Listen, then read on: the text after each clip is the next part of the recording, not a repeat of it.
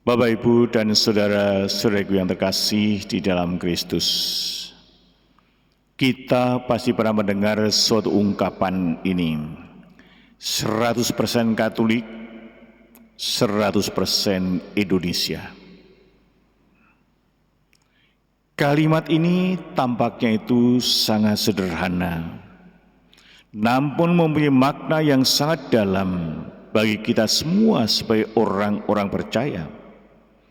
Siapapun yang mengakui dirinya sebagai orang Katolik harus menunjukkan sikap yang dapat menjadi teladan yang baik bagi semua orang dalam segala aspek kehidupan itu sendiri.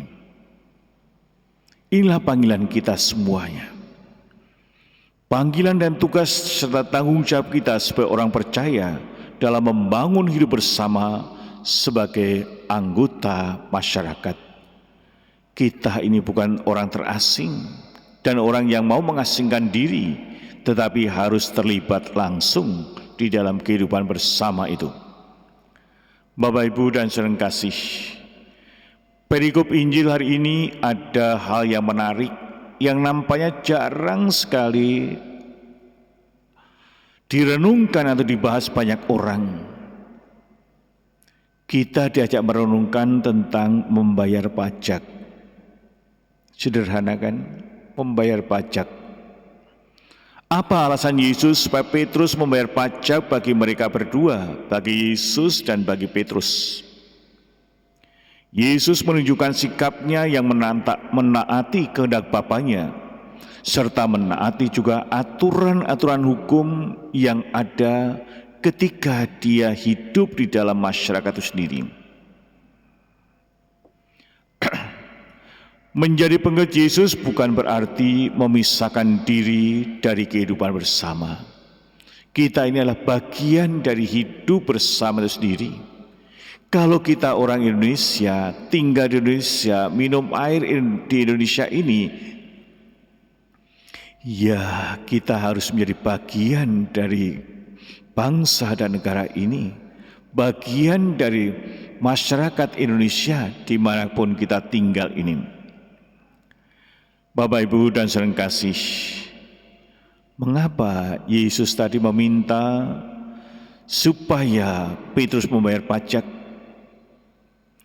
Alasannya adalah Yesus meminta Petrus bayar pajak adalah supaya mereka jangan sampai menjadi batu sandungan bagi masyarakat. Batu sandungan berarti menjadi penghambat bagi orang lain, bagi sebuah kebijakan tertentu, bagi kesejahteraan bersama.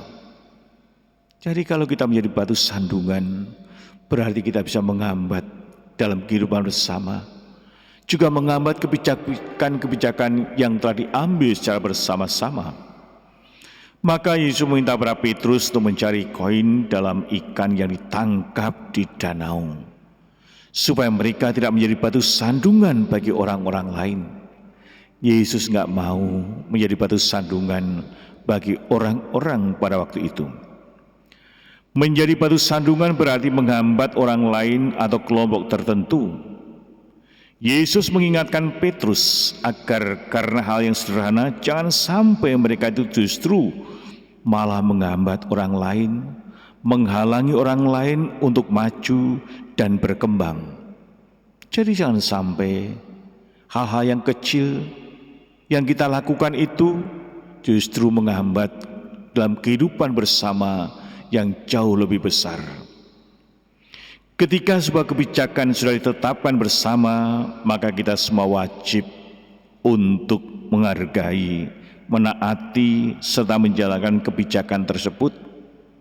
Kalau sudah diputuskan, kita lakukan.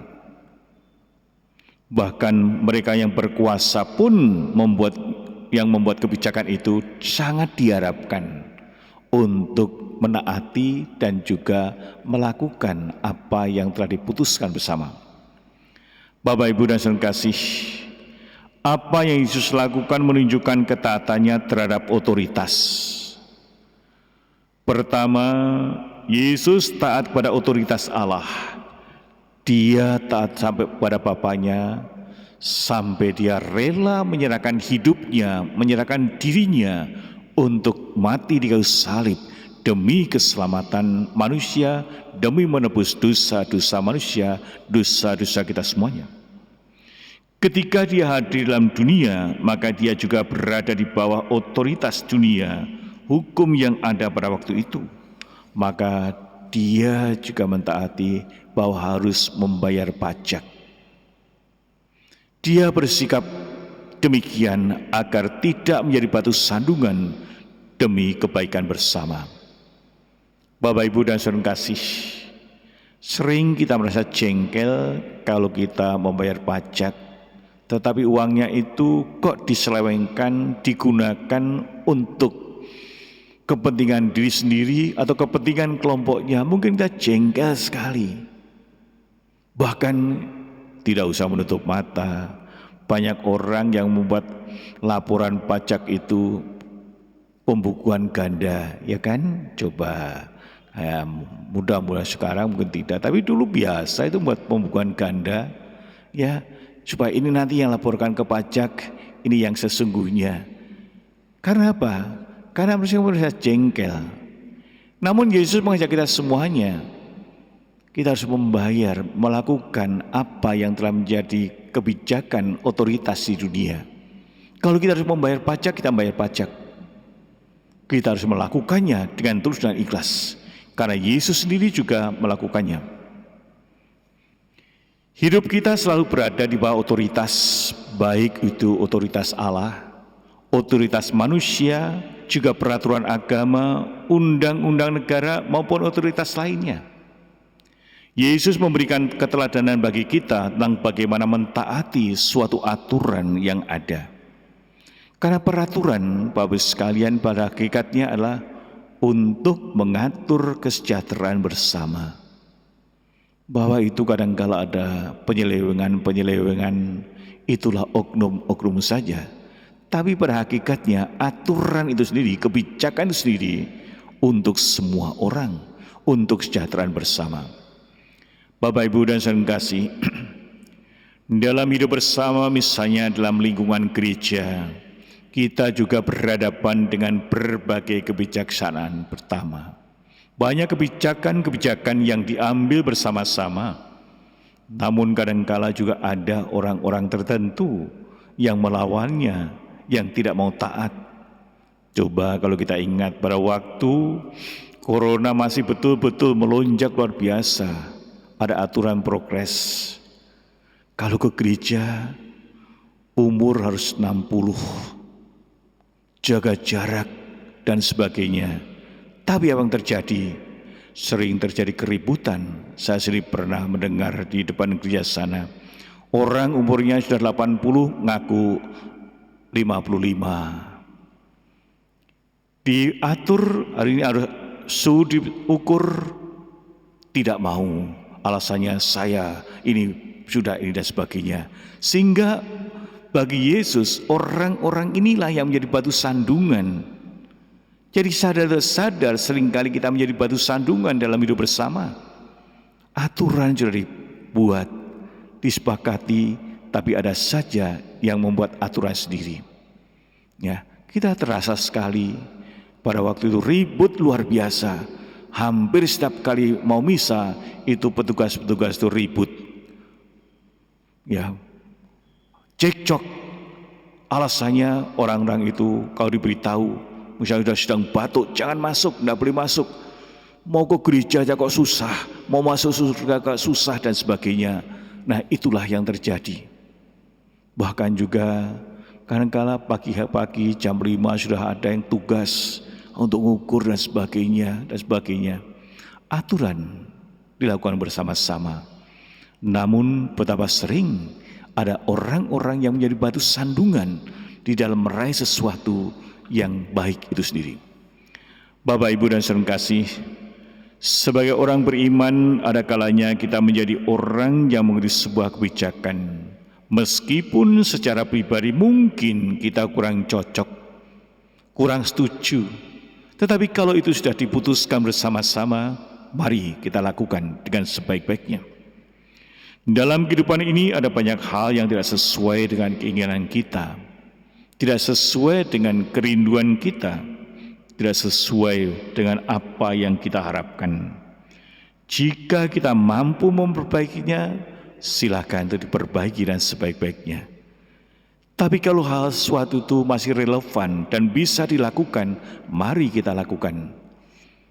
Jangan sampai kehadiran kita itu menjadi batu sandungan untuk membangun hidup yang rukun, membangun hidup yang sejahtera, membangun hidup bersama-sama di dalam hidup bersama ini. Maka Yesus tadi menekankan supaya Petrus dan juga teman-teman jangan menjadi batu sandungan.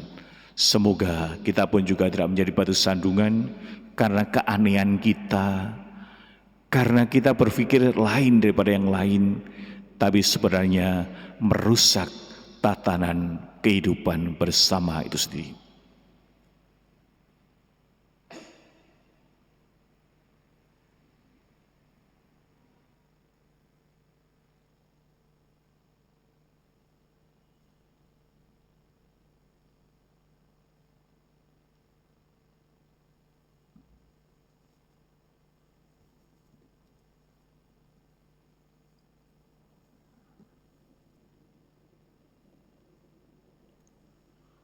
Terpujilah Engkau Tuhan Allah semesta alam, sebab dari kemurahan-Mu kami menerima roti yang kami persembahkan kepadamu, hasil dari bumi dan usaha manusia, yang bagi kami akan menjadi roti kehidupan.